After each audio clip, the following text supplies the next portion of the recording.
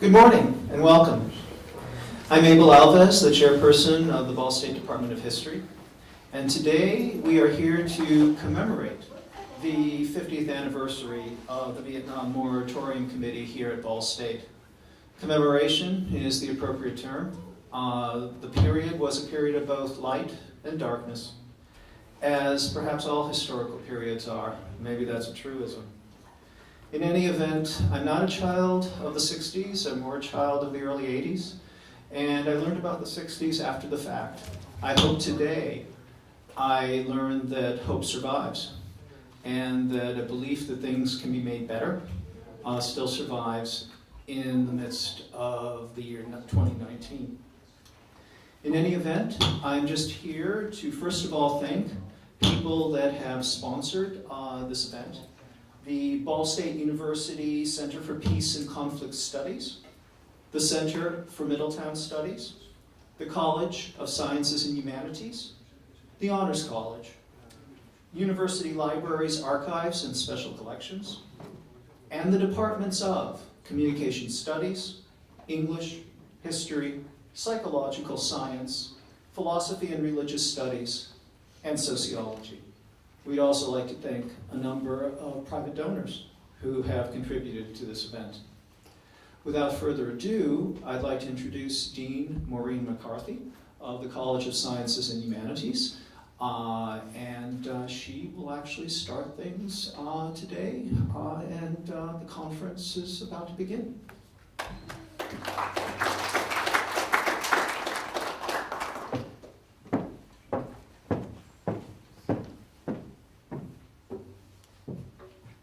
Try not to touch this thing because it seems to be a bit persnickety. So welcome. I have the great privilege of serving as Dean of the College of Sciences and Humanities here at Ball State University, and I want to welcome each of you, students, faculty, alumni, emeriti, staff, and members of the community to today's event. In 1969, a small group of Ball State students organized the Vietnam Moratorium Committee to express their dissent. They added their voices to the swelling opposition to the war on college campuses across the country. The largest protest demonstration in U.S. history took place on October 15, 1969. Today's conference will examine the consequences of these developments on students, veterans, their families, and their communities. As a co-sponsor, the College of Sciences and Humanities is fulfilling its declared mission to provide an education that empowers our students to learn in the classroom and the community, where they can gain knowledge and experience that help them create meaningful and purposeful lives. The college seeks to inspire innovation, encourage intellectual curiosity, and broaden students' social, cultural, and scientific horizons. These aims coincide with the conference's mission, which hopes to inspire a conversation across generations about the role of grassroots activism aimed at addressing the promotion of peace and the reduction of conflict in ways that are relevant and contemporary. Both align with the university's strategic plan goals of fostering community engagement and societal impact, enhancing institutional effectiveness and inclusive excellence, and graduating lifelong learners who lead civically responsible and meaningful lives. Now, allow me to present conference co-convener, Dr. Michael Doyle, Associate Professor Emeritus of History. He will introduce the first speaker, Dr. Mary Posner, who graduated in 1972 from this college with a bachelor's degree in English with honors.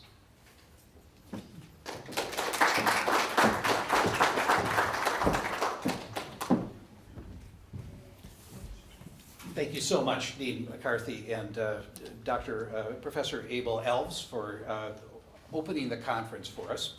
This conference has been 20 months in the planning, and I want to make sure that we begin by you knowing that it would only be happening if Dr. Mary Munchell Posner had come up with the idea and pitched it to me saying that she wanted to try to pull together a reunion of people who had been active on this campus 50 years ago, but not just to get together to tell old anti-war stories and reminisce about the period. Essentially what they wanted to do was to find a way to make their experiences available to the rising generation of activists on our campus today. So she had the best quip at the reunion last night that we held at the Alumni Center. She said, I'm a clinical psychologist who needed a historian, and I found that in Michael Doyle. But after nearly 2 years of organizing this session, he will need a psychologist when it's all over, and I will find that in her. So it's a closed hydrological loop. Mary, I cannot say enough good about her, but I will say very little right now, except to let you know that she epitomizes the peace activist. She is not somebody who came to this campus in the late 1960s to be involved in anything except getting a bachelor's degree. And if I'm not mistaken, she was sort of casting about for whether it was going to be English or something else. She did minor in psychology, which is what she ended up getting her doctorate at IU in 1978. But in 1969, she was alerted to the fact that all energy was being absorbed into the Vietnam War, both by the drafting of young men of 18 years of age or older, or the students who were on campus, particularly the male students who were subject to the draft, and a lot of questioning about Vietnam. There wasn't really a curriculum on college campuses in 1965 when President Johnson decided to escalate U.S. involvement in support of South Vietnam. And in April of 1965, the first teach-in happened at the University of Michigan in Ann Arbor, and it provided a kind of a template for what college campuses could do to augment the learning that they could not actually get in their formal curriculum. What I like about this example of a grassroots student-run movement for self-education is that it goes back to the very origins of the modern university in the medieval period, when it was the students that organized to rent a hall. Often it was a tavern or a room above a tavern, and they were the ones that hired the faculty. And if they didn't like the faculty, the students fired the faculty and hired others. If they didn't like the drift of things and thought too much power was going to the faculty, they simply went and rented another hall and started over. So at the origins of the idea of the modern university, there were students who were hungry for knowledge that sought out experts who could then come and help them become self-educated. Because ultimately, all of us are self-educated or we're ignorant. The universities play a really important role in showing how to learn more efficiently. We concentrate resources in these places, and we try to find a way for students to become active learners more efficiently, processing knowledge, processing the information they're exposed to into knowledge, which they can turn around and apply in a variety of ways. For those of us in the humanities, we hope that our students take the values of being educated for life with them and apply them in whatever they may do, whether that comes with a paycheck or not. The living of a fulfilling, engaged life is paramount to that part of a university's role. And then there's the role of the faculty and the administration, which in Ball State's case, perhaps 50 years ago, was not exactly aligned with the students who were protesting what was essentially U.S. foreign policy. And they had the audacity of challenging that using the critical thinking skills that they learned in Ball State classrooms. And eventually an accommodation was arrived at where the administration permitted the exercise of free speech, so civil rights and the Bill of Rights did not get suspended at the boundaries of the campus, but found a way for the students to channel their discontent and to educate themselves here. One comment: universities are wildlife preserves for ideas. Sometimes these ideas escape and get into the wild and are not greeted very well by the public at large. But in these sanctuaries, we can talk freely about things that would be anathema in other locations. We hope that our graduates find a way to talk about difficult things among themselves, not only in the classroom and in the residence halls and in the other places where students gather, but when they go outside this wildlife sanctuary, they find a respectful way to represent views that might not be well accepted by the public at large, especially the majority of Americans who do not have a college education and who may not have been assimilated to critical thinking, exchange, and discourse. And because we're at that point in our political life right now that in some ways eerily resembles 50 years ago, this is an excellent time to come back together and take stock of what was happening then and what could possibly be relevant to the current generation of those on campus who are the 18 to 22-year-olds, who themselves are trying to figure out how can we help make the world better through our collective action.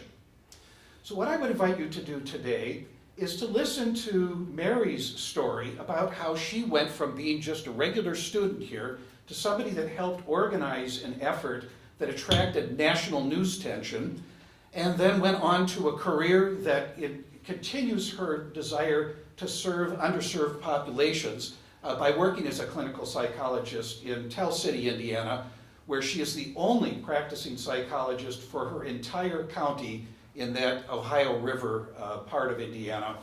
And she doesn't even have a receptionist, an appointment secretary, or a billing secretary. Mary does everything herself, and she helped to organize this conference. So, without further ado, I'm going to introduce Mary by playing a 6-minute clip that the Huntley-Brinkley News Report aired 50 years ago, and that will give you a flavor of who Mary was, and then she will pick up her story there and unite it to the Mary that she is today. So let's see if we can get the tech to work.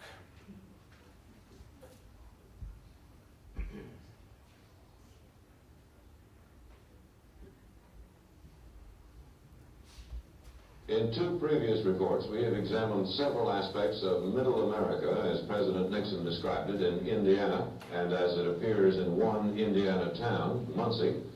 A third report, and a phenomenon that did not come to Muncie first, but it did come, student protests against the war. They went to Indianapolis to protest President Nixon's appearance. They might not have made this trip in February if the town of Muncie had not fought their anti-Vietnam War demonstrations in November and December. The Moratorium group at Ball State University was small, and it had little support. But Muncie tried to fight these young people, most of them from middle-class or conservative families. The result was polarization, an irreconcilable split between the young people and the Muncie establishment. There you go.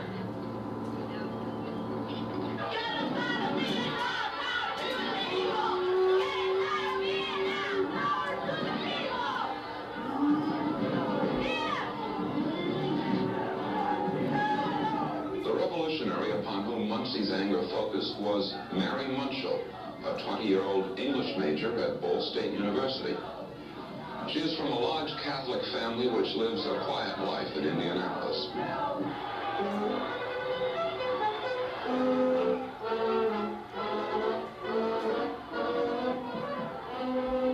I guess if you consider the context of this community, yes, I'm a revolutionary.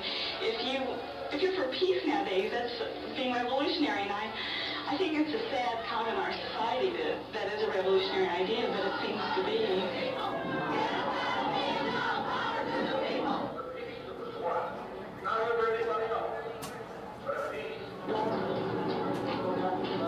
Since last September, when Mary Munchell organized the Vietnam Moratorium Committee, she has led all the anti-war protests at Ball State University.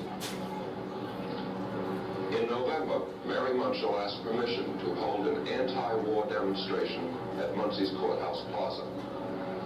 veterans groups already had requested the use of the plaza for a patriotic ceremony. In December, again, Mary Munchell asked for the plaza.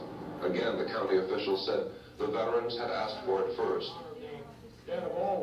Suspicion grew that the anti-war people could never get the plaza. Then permission was granted to demonstrate against the war in front of the plaza. During the day, as films taken at the time show, it was the veterans. But at night, both sides were there. Apparently, it was a highly emotional scene, and while it is not altogether clear what did happen, it is clear that the division between generations widened. Later, the two principal figures gave their separate versions of what happened. And we had a coffin, and we had written all the names of the war dead from Indiana on pieces of cardboard, and it was kind of like the March Against Death in Washington. And we marched around and put the names of the war dead inside of the coffin. To me, it's the dropping of the names in the casket of the men who gave their lives to this country is more heinous and unpatriotic than burning a draft card. And about the same as burning the flag. They guarded the flag, had 21 gun salutes about every 10 minutes, and you couldn't hear anything we were doing. Most of the weapons were 1903 Springfield rifles. And at most, I think we would have 4 guards on at a time. The gunfiring was just really vicious, and they, at one point, one of the veterans said that if, like we were raising our hands in the peace sign, he said, if you raise your hands any higher, we'll shoot your fingers off. I will not say that that is not so. I'll say she's mistaken, that did not happen. One girl in our group started crying because just the sound of the guns, I mean, they are so loud, it just, shakes you up. And also, while you're putting the names of the war dead in the casket and you keep hearing those guns, it kind of brings it even more to life that those guns can kill. What would you do if your 15-year-old son told you he was going to march with the Moratorium people? I'd sit down and talk to him and explain to him why he shouldn't be there. He knows what this country stands for. He knows why we're in Vietnam and why we have to be there. Supposing you couldn't persuade him and he said, I'm going to march. Then I would exercise the prerogative of the father. What does that mean? Well, he would receive some type of punishment.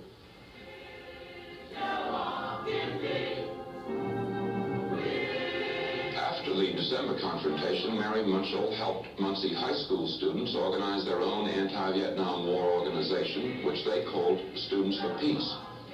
In mid-January of this year, the high school group, Mary Munchell and her college Moratorium people, and other angry minorities, including some teachers and a considerable number of blacks, joined in a church service. It honored Martin Luther King, spoke against the Vietnam War, and if only temporarily, meant that Muncie was faced with a new force. 400 young people, white and black, together against the establishment.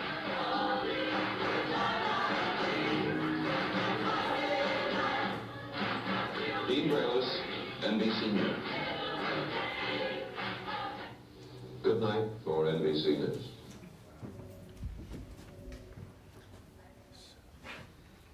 Let me see if I can get out of the screen and back to the PowerPoint. So let's see, I don't know my lights up here.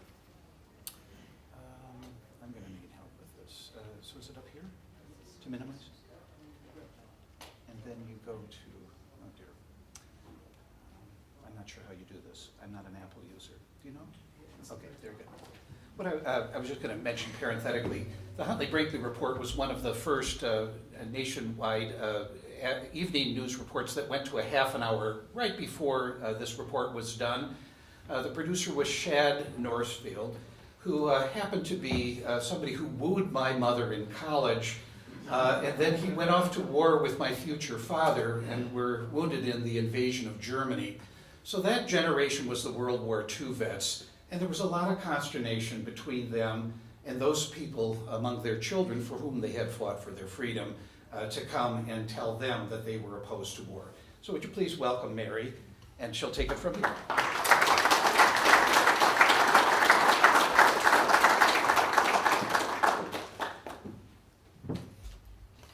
It has been 50 years since NBC interviewed me for that clip, and some things have not changed. If being for peace is revolutionary, then I am still a revolutionary.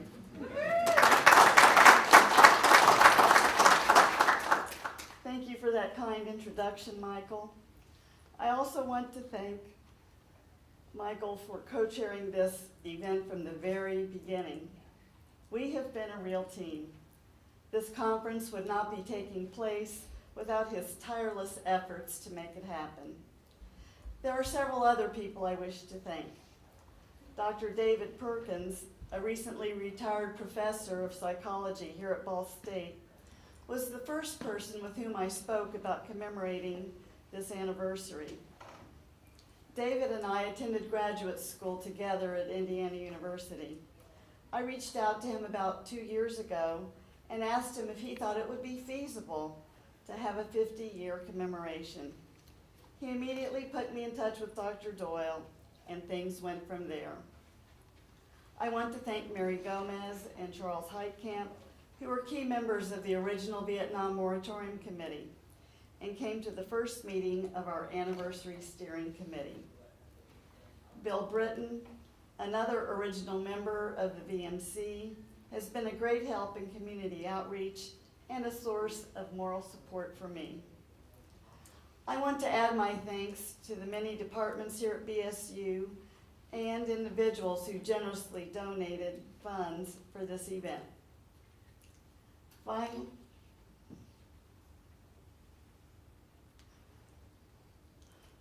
Finally, I want to thank my husband.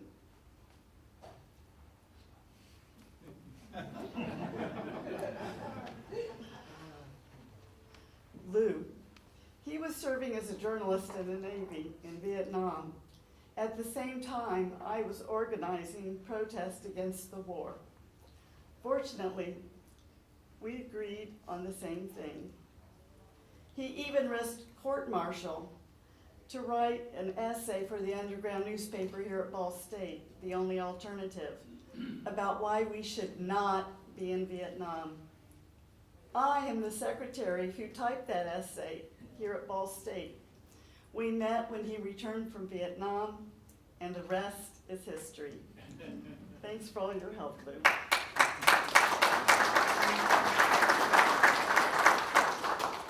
So, why are we commemorating something that happened 50 years ago? Because thousands of people around the world continue to protest war and social injustice and to advocate for peace, freedom, and equality. The issues have not gone away. I have actually thought about what we did on that October 15th of 1969 every year for the past 50 years. And I feel proud that I was involved in such an historical moment of our nation's history. I often think about the people who participated at the time, and it was a pleasure to reunite with many of them last night at dinner. It is not widely known that Ball State students were involved in anti-war protests. So I think it is incumbent upon those of us who were there at the time to share with you what we were able to do and how rewarding it was to do it. Today, we want to rekindle the spirit of that Vietnam Moratorium Committee. Our country is facing many challenges these days, and current Ball State and high school students and people from the Muncie community may think there isn't much they can do, but there are many things you can do.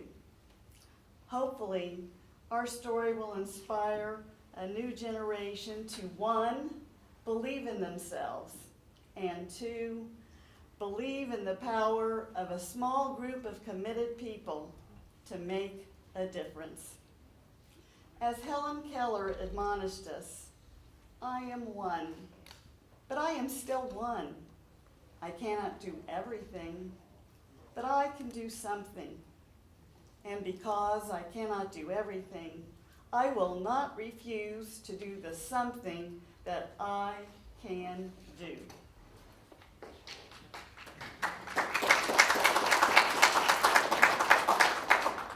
Just as we lit a memorial flame to start the November Moratorium in 1969, we want to rekindle the flame of responsibility, dedication, and hope that is needed to carry the message of peace and social justice forward into today's world. To put things in context, we can ask, what were things like at Ball State in 1969? Back then, there were only about 17,000 students compared with today's 23,000. Back then, tuition was $540 annually. Today, it's about $16,000. Wow. We used rotary phones with long cords instead of smartphones. We typed our papers on manual typewriters rather than laptops. The biggest appliance in our dorm rooms was a popcorn popper. Female students often wore skirts because that was expected in some classes. During the same month that the first Vietnam Moratorium Committee held its first protest, 600 male students staged a panty raid. It is hard to even imagine that now. But there was always a small group of students attempting to bring attention to important current issues. I believe that this impulse is still true today. The activist fair and poster session that will take place outside this room later on today is proof that that kind of involvement is still alive. Prior to the Vietnam Moratorium Committee's activities, there was little interest on the BSU campus in protesting the war in Vietnam. In October of 1967, 23 Ball State students attended the national mobilization to end the war in Vietnam, which was held in Washington, D.C. 23 BSU students out of 200,000 protesters isn't much, but it was a start. These students had formed the Student Liberal Action Movement, which confronted the issue of military recruitment on campus by protesting against recruiters in the student center.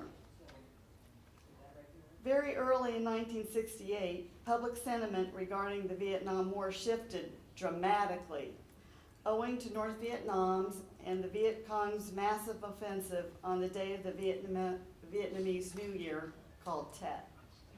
The majority of Americans was now in favor of our getting out of Vietnam. A crucial change at Ball State was the initiation of an underground newspaper called The Only Alternative, edited by Carl Van Buskirk and David Johnson. I attribute my own political awakening and my willingness to start the Vietnam Moratorium Committee to this newspaper. Back in the 60s, students' only access to television was in the dormitory lounge. There were no TVs in our rooms. The internet hadn't yet been invented. President Nixon did not bombard us with Twitter feeds. Because I didn't read a daily newspaper, the only alternative was my lifeline to the wider world. I was especially affected by stories about the war in Vietnam. A photo of the results of our use of napalm moved me to my core. I could not believe that good Americans could do such horrendous things to our fellow human beings. During the summer of 1969, I was employed as a clerk typist at an insurance company in Indianapolis. I got tired of the mindless chit-chat during our coffee and lunch breaks and decided to post a photo on the office bulletin board of people who had been napalmed. Boy, was I naive. It did not take long for me to be hauled into the conference room for a meeting with my supervisor. I was accused of being a communist and was told that postings like that did not belong in the office. He almost fired me, but gave me a second chance if I would be quiet. Later that summer, I requested time off to attend the National Student Congress in Texas. The management of the company refused my request. They told me that I couldn't change the world and that I should stick to the system. That was my last day on that job. It was also the last day of my quiet life as a sorority girl. I did go to Texas, and that is where I learned about the National Vietnam Moratorium Committee. I returned to Ball State in the fall and tried to find someone with experience to head up a moratorium committee here on campus. No one wanted the job. So I stepped up and took charge. Frankly, I didn't know what I was doing, but my heart knew it was the right thing to do. I tell this story in the hopes that someone in the audience will listen to his or her own heart and do what needs to be done to make our world a better place. There isn't time for me to give a history of the war in Vietnam, but let me take a moment or so to let you know how the National Vietnam Moratorium Committee came about. After Richard Nixon took office in 1969, Americans continued to lose their lives in Vietnam at the alarming rate of almost 250 a week. Although Nixon talked about plans for peace with honor, nothing seemed to change. Jerome Grossman, a political activist from Massachusetts, called for a general strike of the war if the war did not end by October of 1969. David Hawk, Sam Brown, David Mixner, Marge Sklinker, and others began to organize the Vietnam Moratorium Committee. Brown's concept was that protests should take place in communities rather than on college campuses so that people in the heartland would feel like the issue belonged to them. The idea was to have a series of moratoriums on ordinary activities, starting with October 15, 1969, as a way of pressuring the government to end the war. The National Committee encouraged people and communities all around the country to organize their own events on that day. It turned out to be the largest nationwide peace demonstration in U.S. history up until that time. Some 2 million people took part in hundreds of locations. Ball State was one of those places. We held the first meeting of the Ball State Vietnam Moratorium Committee in September 1969. There were probably 20 or 30 students who attended. Several of those former students are with us here today. We were brimming with enthusiasm, dedication, and hope, but short on experience and knowledge of how to get things done. The Ball State Student Senate refused to support the VMC twice. The Ball State Daily News editorialized against us. I was shocked. I knew we would have an uphill battle, but this was the first sign of what a steep incline we were facing. We were truly on our own.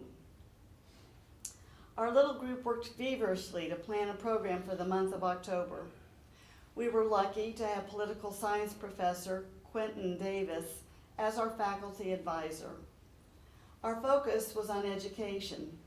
We believed that if people were educated about what was going on in Vietnam, they would naturally want to put an end to the war. We printed leaflets about the war to hand out, ordered buttons to sell to raise money, organized teach-ins and speeches on various aspects of the war, and showed a film. We made a decision to read the names on the steps of the administration building of all the American servicemen who had already died in Vietnam. we planned to end the day with a memorial service. It was hard to sleep on the eve of October 15th. We didn't know what to expect. We woke up to a beautiful fall day and were very grateful for that. We had scheduled events throughout the day. The Newman Center, the place where Catholic students gathered, declared a Peace Week and held a special Mass. Members of the committee, including myself, took turns reading the names of all the servicemen who had died in the war. As each name was read, the people gathered around said the words, "is dead," in a somber tone. We did this with respect and concern, and it made the consequences of being in that war even clearer. More than one of us cried after we read our list of names. It took 24 hours to read them all. The reading of the names of the war dead proved to be extremely controversial. Many people felt it was a betrayal to use the names of men and women who had believed in what they were fighting for. Our committee believed that the true betrayal was by Nixon, Lyndon Johnson, and presidents and administrations all the way back to Dwight D. Eisenhower. Our local committee always supported our veterans both on and off campus. We didn't want any more soldiers to be killed for a manifestly unjust cause. Benner Davenport, who is with us here today, started Veterans for Peace on campus. And many vets returning to the States, including my future husband, bravely wore buttons proclaiming that they were Vietnam veterans against the war. I should note that a different kind of movement sprang up at Ball State while we were planning protests against the war.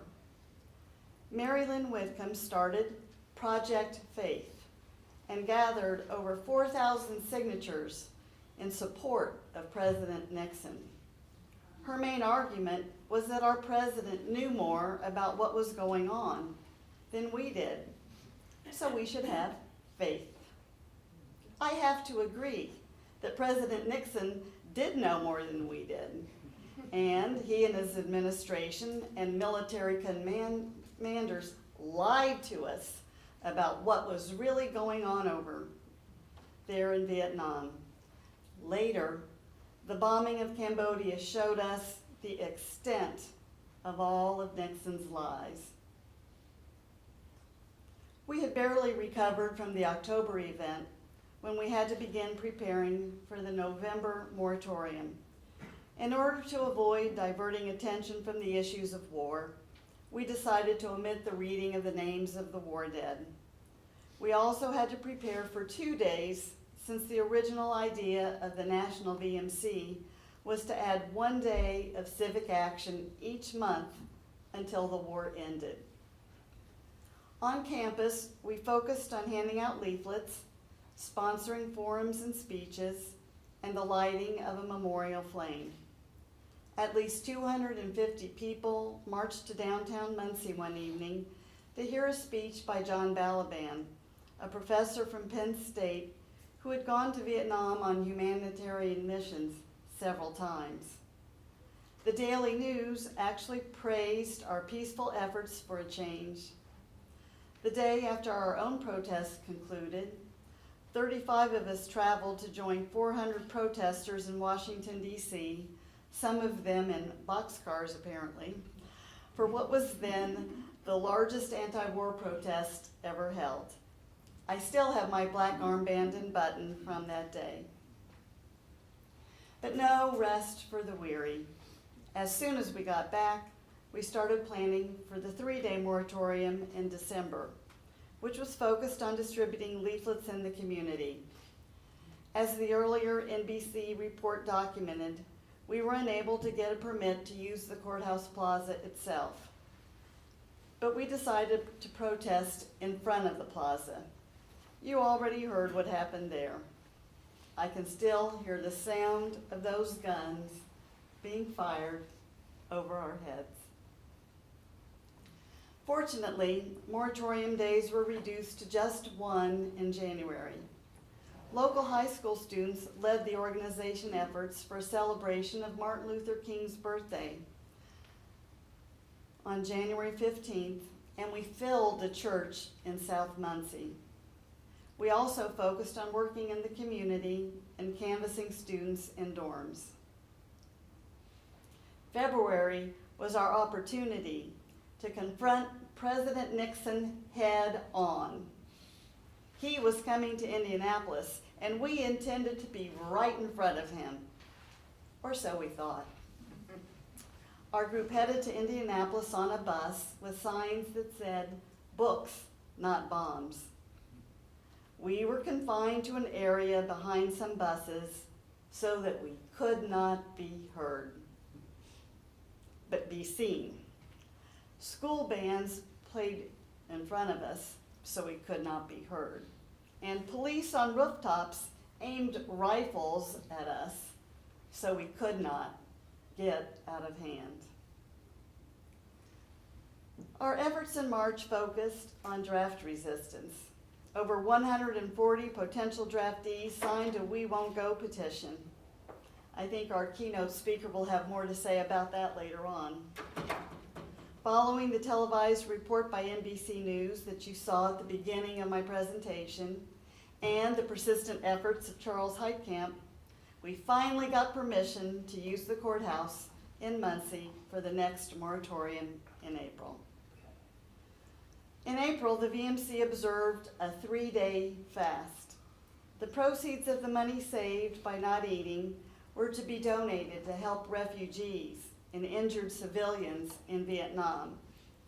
Many of us fasted, but the university refused to reimburse the money saved by skipping meals, so very little money was raised.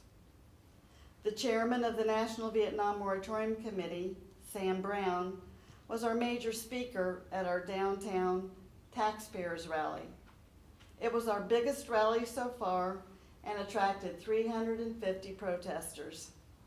David Kamens, here today, who was running for Congress on the Republican ticket, kind of facetiously, I believe, also spoke. After the April moratorium, the National Committee was disbanded due to massive debts. On the Ball State campus, activism focused on the environment, and the first Earth Day was held on April 22nd, 1970. And it drew wide support. As if we were no longer paying attention, Nixon decided to bomb Cambodia shortly after that. Kent State students protesting against the Cambodian bombings were gunned down on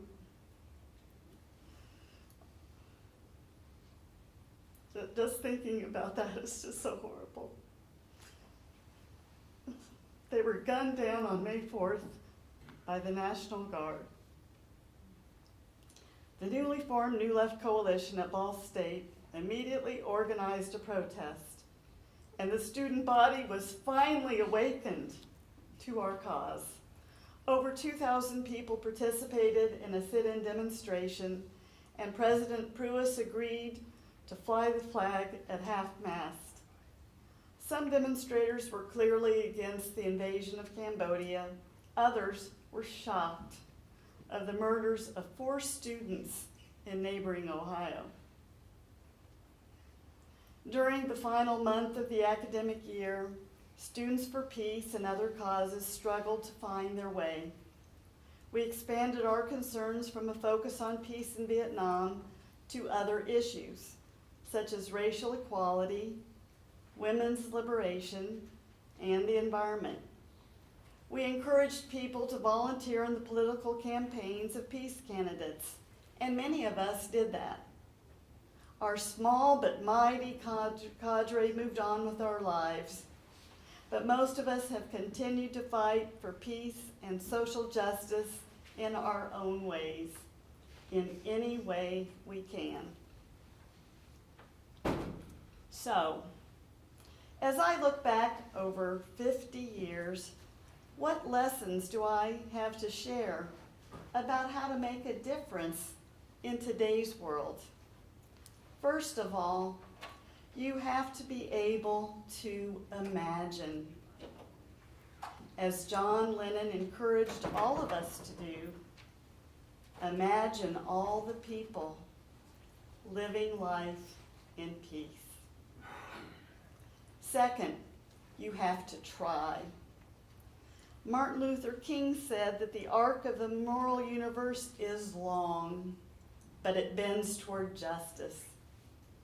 Bruce Springsteen later added, and that arc doesn't bend on its own. Third, you have to find an issue that moves you. For me, it was the picture of those bodies burned by napalm. I don't know what it will be for you. Perhaps it will be the photo of a young father and his toddler curled in a final watery embrace after a failed attempt to immigrate to America, the land of opportunity. Perhaps it will be the picture of yet one more pile of flowers and teddy bears and photos of people who have been gunned down by someone with a firearm. Perhaps it will be the video of an unarmed man shot by police officers who acted before they knew the whole story. Perhaps it will be the image of starving children who cannot escape the consequences of climate change, or just a polar bear stranded on that last piece of ice. I do not know what will move you, but I am confident that you will be moved to act, and soon. Unfortunately, there are too many choices. But whatever it is that moves your heart, act on it. Do something. Like Emma Gonzalez and David Hogg, after their classmates at Parkland High School were killed, you may decide to shout, "Never again!" Like Greta Thunberg, the young Swedish climate change warrior, you may decide that it's more important to save the planet than to attend classes.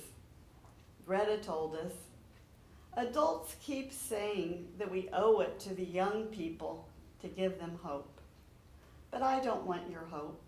I don't want you to be hopeful. I want you to panic.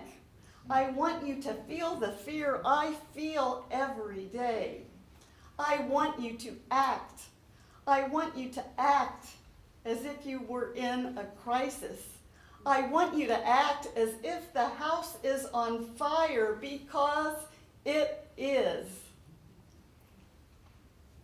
I don't know what will move you to take action or what role you will decide to take, but I do know that nothing can no longer be an option.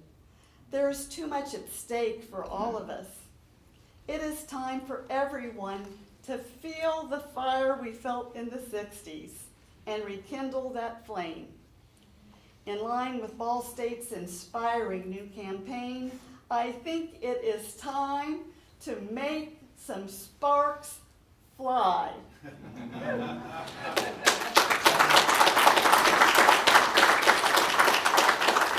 can do it.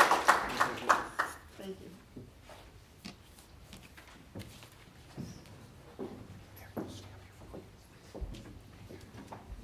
So if you wouldn't mind, we have a microphone up front here, and we would welcome questions from the audience. The reason we're asking you to take the mic is because today's events here in the Student Center are being recorded by the University Media Services, and they will be streamed after this event is over, and we want to make sure your question gets on the audio track as well as Mary's answer.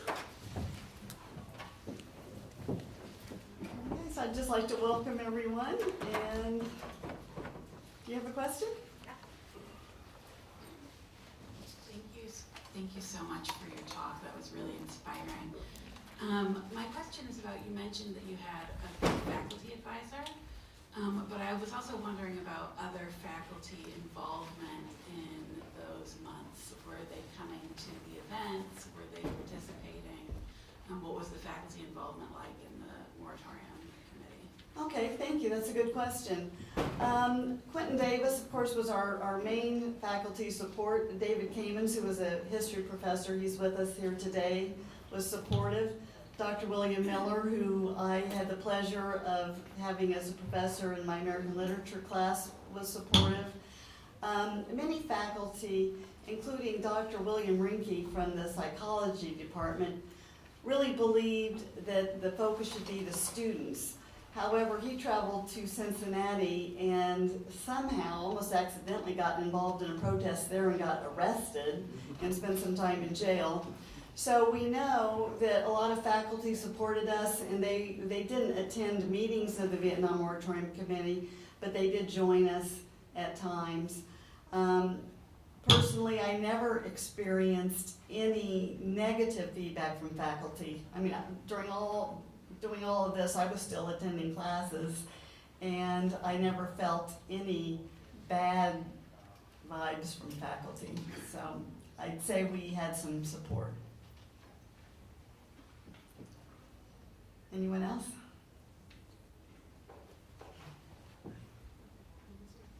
So I wondered, we saw a picture last night at dinner of, it looked like one of the factories in town with a banner for Kennedy, and I'm guessing that was Bobby Kennedy's visit in the spring of 1968, on the same day that Martin Luther King was assassinated. I think you would have been a freshman then. Yes. Right, and I wonder if you could just comment on that experience and the way that that may have well, been important or significant to you, but also how that then folded into some of the anti-war protests, given his own very vocal protest against the war a year before he was killed. Okay, thanks, Elizabeth. I'm really ashamed to say this. As I said in my speech, I was kind of not paying much attention. I was still a quiet sorority girl. I didn't even go to hear Robert Kennedy speak. That's a huge regret on my part. Of course, later on, I understood how important that was and how important his speech about Martin Luther King was later that day.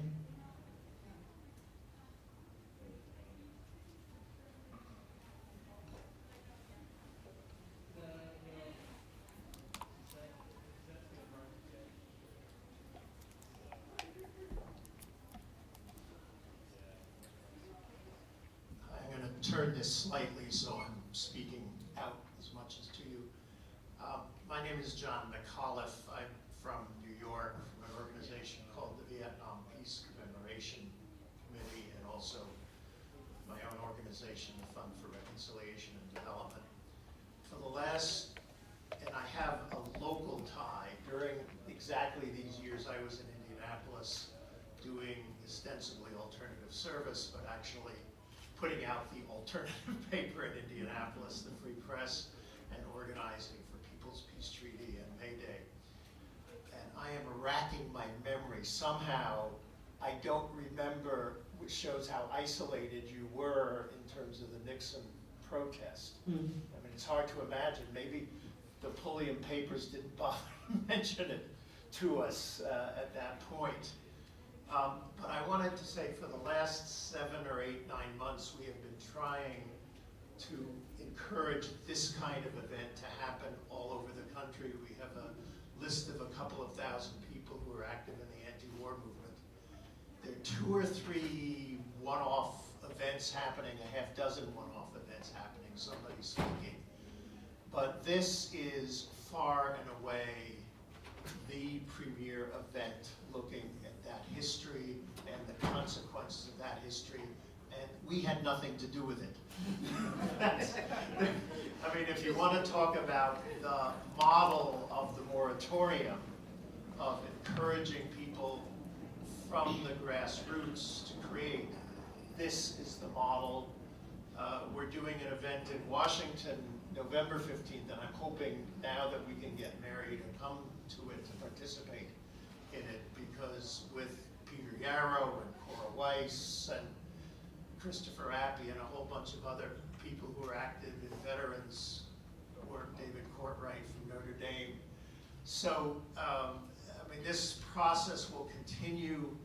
I was struck last night, and you repeated again today, how the seeds that you planted flowered after Kent State.